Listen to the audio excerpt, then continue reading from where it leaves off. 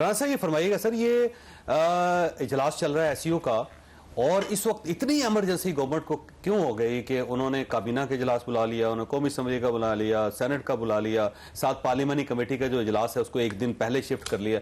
आखिर कौन सी ऐसी इमरजेंसी? पहले तो चौधरी साहब देखें, जो इमरान खान साहब की सेहत के हवाले से तशवीश है, मैं तो पहले दिन से ही कहता आ रहा हूँ कि ये अपनी बड़ी ज़्यादा जिम्मेदारी होगी। अगर उनको वकला, डॉक्टर्स और लीडरों से, जर्नलिस्टों से नहीं मिलने दे रहे तो हिफाजत की जिम्मेदारी तो गवर्नमेंट के ऊपर है, ये अफोर्ड ही नहीं हो सकता। फैमिली से भी मिलने देना चाहिए था, और नहीं, जो भी प्रैक्टिस कोर्ट के ऑर्डर पे है ना, वरना तो सियासी लीडरों को नहीं। अब ख्वाजा साद रफीक ने जहाँ हमायत की वहाँ बताया कि हमारे साथ क्या सलूक होता था। कोई चीज़ें नई और वो नहीं हो रही कि इनके साथ अनोखी हो रही हैं, ये खुद करते रहे हैं। खान साहब तो वीडियो कैमरे पर देखते थे कि वो मुलजिम जो जिसको मैंने बैठाया हुआ है वो किस पोजीशन पे है। मतलब शहजाद अकबर साहब की ड्यूटी यही होती थी, नैब के दफ्तर भी जाओ, जेलों में भी जाओ, चेक कराओ। तो ये चीज़ें मकाफात अमल में आती हैं, बुरी बात है। अच्छा था, लेकिन जब मैंने हमारे रिपोर्टर इमरान असगर जो वहाँ गए हुए थे कि शायद मुलाकात हो के कोई प्रेस टॉक होगी, तो उन्होंने मुझे ये बताया कि जी ये आए हैं, इनसे उन्होंने कहा आप डॉक्टर हैं, आप अपने कार्ड दे दें हमें। ठीक, सीईओ आप हैं शौकत खानम के, शौकत खानम का कार्ड तो आप दे दें, हम आपको यकीन दिला के अंदर, चाहे वो हीला बहाना है। ये भी इतने सादा नहीं थे कि अगर ये जा रहे थे तो इनके पास चीजें होनी चाहिए थी, ताकि ये बहाना भी ना होता, कोई और हो जाता, ये कह सकते हैं हम अब आप आ जाएं आईनी तरमीम के वक्त। लेकिन उसकी सेहत के हवाले से आज उनकी एक्स एहलिया जमाइमा साहिबा का भी आया ट्वीट, लेकिन उसको तो फारिग कर दिया बैरिस्टर गौर साहब ने, चेयरमैन ने, कि जनाब वो सेहतमंद है, वो सेहतमंद है, वर्जिश भी किया है। हालांकि होना ये चाहिए था, उनकी तरफ से ट्वीट आता कि मैं इमरजेंसी में बच्चों को भेज रही हूँ कि अपने वालिद से मिले। आपने 10 सितंबर के बाद उनसे टेलीफोन टॉक नहीं कराई है। तो पाकिस्तान के साथ कोई ताल्लुक नहीं ना, लेकिन बाप से तो ताल्लुक है ना, कि मिलने के लिए आए ना, वालिद के लिए आना चाहिए। वो उस वक्त आए थे जब वो वाकया वजीराबाद वाला हुआ था, उसके बाद तो नहीं आए। तो मेरे ख्याल में और प्रेशर गवर्नमेंट पे बढ़ता कि वो बेटे वहां से चलते, वो ट्वीट करती कि मैंने उन्हें जहाज में बिठा दिया, वो मिलने आ रहे हैं, आप इन्हें मिलाएं, बात दुरुस्त हो जाती। अब आप आ जाए आईनी तरमीम पे, देखें ये तो होना ही था, पास होती है या नहीं ये तो नतीजा निकलेगा ना सबके सामने। लेकिन बिल्कुल फुल टाइम तैयारी है, और मौलाना फजलुर रहमान साहब को ये बात पता है कि मेरे बगैर वोट पूरे हो चुके हैं। ठीक है, कैसे पूरे हो गए? वैसे वो 63 है, कहता है जिस तरह इनको पहले बचाया था, सारे एमएनए इनके पास है, सारे सेनेटर रखने चाहिए, लेकिन इन्हीं के लोग मुसलसल कर रहे हैं, वो फलां भी राब्ते में नहीं है, फलां बिक गया है, हम नाम बताने से कासिर हैं, हम तस्दीक कर रहे हैं। सुबह से मैं तो यही देख रहा हूँ, जो इनके लोग खबर देते हैं उनकी बात कर रहा हूँ। इकबाल अफरीदी साहब ने कह दिया कि मुझे जी 40 करोड़ रुपए की ऑफर। फैसल वाडा साहब से मैंने राब्ता किया था, मैं कहा आप भाग गए हैं, कहाँ हैं? उन्होंने कहा नहीं मैं बाहर हूँ, लेकिन मैं पहुंच रहा हूँ 2 दिन में, और मैं आ रहा हूँ। मतलब कुछ लोगों का था, वो राना जो महमूदुल हसन है वो भी आ गए, अब्दुल कादिर भी आ गए, अमेरिका जो 2 सेनेटर गए हुए थे, तीसरे वापस आ रहे हैं। ये इनका दावा है कि हमारे पास पूरे हैं, और मुझे उस वक्त खबर यही प्रेसिडेंसी में मिली थी कि 17 को अब इजलास बुला रहे हैं दोनों, और ये पूरे हैं। मैंने फिर जिन साहब ने मुझे दी, मैंने कहा वो बंदे कहाँ हैं कि जो इजाफी वोट डालेंगे? उन्होंने कहा वो बंदे वहाँ हैं जहाँ उन्हें होना चाहिए, और वो असेंबली में ही आके डालेंगे, सेनेट में वोट डालेंगे। तो इनके पास पूरे हैं। हाँ, मैंने भी यही पूछा ना, उन्होंने कहा कि वो वही हैं जहाँ पे होना चाहिए, और वो आके असेंबली में वोट डालेंगे, क्योंकि खुफिया वोटिंग तो है नहीं। जैसे जो जमीर का वोट इन्होंने खुफिया तौर पर ले लिया था पीटीआई ने उसके लिए, सादिक संजरानी के लिए, तो वो जमीर का वोट अब पब्लिकली भी दे सकते हैं लोग। तो इसमें तो कोई मुजायका नहीं है ना, जब 2 पार्टियों की आपस की जंग यही है कि एक वक्त ठीक है एक वक्त गलत है।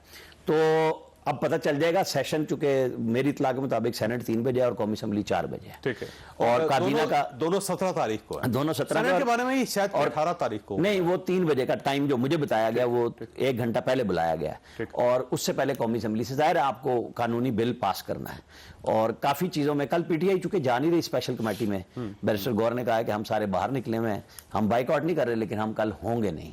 तो ये इन्होंने आखिर में भी बाइकआउट ही करना है। और मौलाना फजलुर रहमान की शायद कल मियां नवाज शरीफ से मुलाकात है, कल मियां नवाज शरीफ। तो बहुत सारे लोग बात करते हैं कि जी मौलाना को गैर मुल्क से फोन आया, और आपको पता है पीटीआई के हामी ट्विटर्स ने और जो यूट्यूबर्स हैं उन सब ने कल शहजादा मोहम्मद बिन सलमान क्या बात है सुबह से चलाया हुआ था, और फिर जब कुछ नहीं हुआ बल्कि प्रेस रिलीज आ गई कि जनाब आपकी इस वजह से कि सब कैदियों पे, मुलजिमों पे पाबंदी है मुलाकात की, तो ये नहीं हो सकती। लेकिन फिर डॉक्टर को तो आज मिला दिया, उम्मीदें भी खराब हो गई, वो भी वापस हो गया। ये चीज़ें देखने वाली होती हैं कि पॉलिटिकल कुव्वतें जब बात करती हैं तो रास्ते बनते हैं। जब आप पॉलिटिकल कुव्वतों को साइड पे हटा देते हैं और लोगों को बिठा देते हैं तो फिर बात नहीं बनती।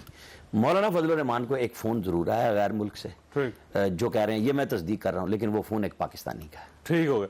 अच्छा, वैसे शुएब साहब ये फरमाइएगा, क्या आप कल क्यों बाइकआउट कर रहे हैं सर पार्लिमानी कमेटी का? आपको जाना चाहिए, अपनी तजावीज़ देनी चाहिए। बल्कि जो वज़ीर कानून है उनका ये क्लेम है कि 7 मीटिंग्स हुई और 7 मीटिंग्स में से आप लोगों ने एक भी तजवीज़ वहां पे नहीं दी कि जी ये तरमीम हमारी तरफ से कबूल कर लें। आप कोई मुसवदा नहीं दिया? देखिए वो तो झूठ बोलते हैं, उनसे तो अब बात करने की भी जरूरत नहीं। वो एक झूठ पे दूसरा झूठ बोलते हैं, एक झूठ छुपाने के लिए 4 झूठ बोलते हैं। तो आप पेश कर देते सर। मुसवदा को हमने तो थोड़ा पेश करना है, जो इनका मुसवदा है उसके ऊपर डिस्कशन करनी है ना। देखिए 3-4 प्रिंसिपल्स हैं। पहली बात तो यह है कि हम आईनी अदालत के खिलाफ हैं, हम इसके ऊपर गौर व फौज जब कर आप रहे हैं। इक़्तिदार में थे उस वक्त आप उनके हक में थे? कभी भी हम नहीं थे, आईनी अदालत आपको कभी भी हम हक में नहीं थे, कभी भी नहीं थे। चार्टर ऑफ डेमोक्रेसी इसलिए थी कि वो 6 साल के लिए थी, और वो भी इसलिए थी कि मुशर्रफ ने अपने जजेस भर दिए थे। जब 18th अमेंडमेंट हुई, मुझे बताएं उसके बाद क्या हुआ? सारी जो मुशर्रफ की और ज़ियाउल हक की जो बाकियात थी वो सारी माइनस की गई। उसके बाद एक कमीशन बनाएगा, जुडिशल कमीशन, क्योंकि अपॉइंटमेंट का प्रोसीजर का इख्तलाफ था। फिर उसके बाद 19th अमेंडमेंट आती है। देखिए बात ये नहीं है कि उस वक्त चीज़ें और थी। अच्छा, इनको बाकी सारी चीज़ें चार्टर ऑफ डेमोक्रेसी की भूल गई हैं। इनको क्या 18 साल बाद याद आया कि उस दिन हमने एक फैसला किया था जिसकी एग्जीक्यूशन 25 अक्टूबर से पहले होना जरूरी है, और वो 1 हफ्ते के अंदर जरूरी है। बिलावल भुट्टो साहब ने कायदे आज़म का एक कॉल 1931 का भी निकाला है। उन्होंने कहा जी कायदे आज़म मोहम्मद अली जिन्ना ने 1931 में कहा था कि आईनी अदालत होनी चाहिए यहाँ पे। भाई आईनी 7 साल ये और कौन सी अदालत है? 100 साल पूरे हो जाते। अच्छा, उनको कहो कि तुम्हारे नाना साहब जो थे उनको नहीं ख्वाब आया था? वो तो बैरिस्टर भी थे, वो तो पढ़े लिखे वकील भी थे, वो आपकी तरह तो नहीं थे। अब आप कठपुतली बन के इक़्तिदार में ऑक्सफोर्ड से पढ़े हैं।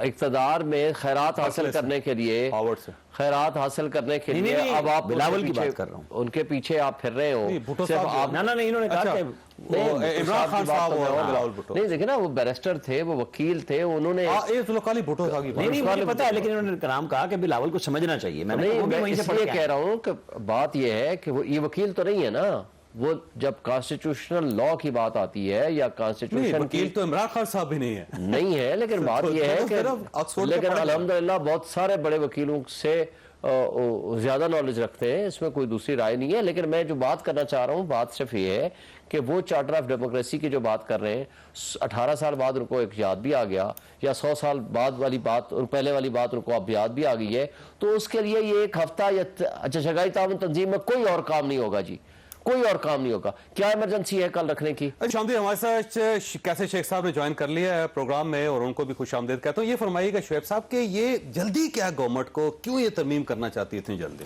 देखिए ना, इसी में ही तो बदनीयती है ना, यही तो फ्रॉड है। आपने 18वीं तरमीम की, ठीक है, 6 महीने लगे। नहीं जी, 9 से 10 महीने आपने डेलिब्रेशन में आप नहीं थे ना, होता तो इसी तरह होता। तो बात यह है कि अब आपको 3 दिन में करना जरूरी है। इधर शंघाई ताउन तंजीम हो रही है, लेकिन आपने साथ ही दूसरा प्रोग्राम रख लिया कि नहीं जी आए, हम ये पार्लिमानी कमेटी इसमें डेलिब्रेशन करेगी और 17 को हम इसको असेंबली में पास करेंगे। और पिछले दफे भी आपने देखा था 1-1 घंटे के नोटिस में रात के 3 बजे तक, सुबह 11 बजे से शुरू हुए, रात 3 बजे तक जनाब सेनेट का इजलास हो रहा है, नेशनल असेंबली का 2 बजे इजलास हो रहा है। आखिर यार, आप आइन को तरमीम करने जा रहे हो जो अगले 50 साल रहेगा, 100 साल रहेगा, क्या इमरजेंसी है? अच्छा, कोई भी मसवदा है, देखें, लोगों के बुनियादी इंसानी हुकूक से रिलेट करता है, आप उसको इंटेलेक्चुअल से रिलेट करता है, वोकला से रिलेट करता है, साफियों से रिलेट करता है। आप एक मुसवदा दें, उस पर आप प्रपोजल्स लें, लोगों से राय लें, उस पर कम से कम 2 महीने, 4 महीने, 1 महीने का टाइम तो दें। मसला क्या है? काजी भाई सा जा रहा है, हमने हर हाल में वो कॉन्स्टिट्यूशनल कोर्ट बनानी है जिससे उसको सरबराही देनी है, और आने वाली सुप्रीम कोर्ट से पहले उस चीफ जस्टिस का अभी तक नोटिफिकेशन नहीं किया, और अभी 1 हफ्ता बाकी है। इस 1 हफ्ते के अंदर भी अभी तक नोटिफिकेशन नहीं हुआ। ये बेईमानी के अलावा कुछ नहीं है इसके अंदर। अगर आपकी ऑनेस्टी है, नेक नियति है, आप वाकई मुल्क की खातिर करना चाह रहे हैं, रिफॉर्म्स करना चाह रहे हैं, फसाद करना नहीं चाह रहे, तो आप इस्लाह के लिए तो हर वक्त हर कोई हाजिर है, लाएं, हमारे साथ भी डिस्कस करें।